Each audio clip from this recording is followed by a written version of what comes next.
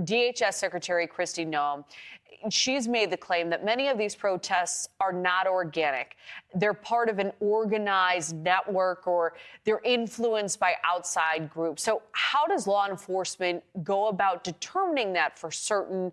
Will we ever fully know the extent of any potential coordination like what she's describing?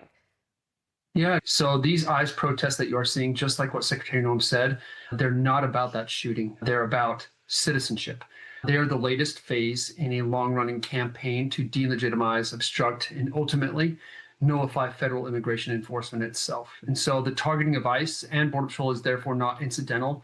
It's symbolic and strategic.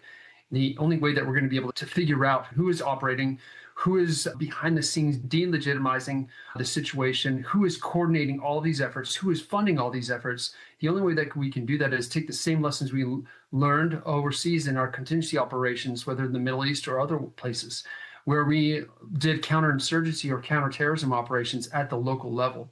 So really the 287G program, working with local law enforcement and state law enforcement, giving them the tools to figure out who is operating, to investigate, to give them the tools that we utilized overseas when I was in the military, to figure out how to understand our threat over there as well as here, and then to be able to figure out the network and also the network within that network.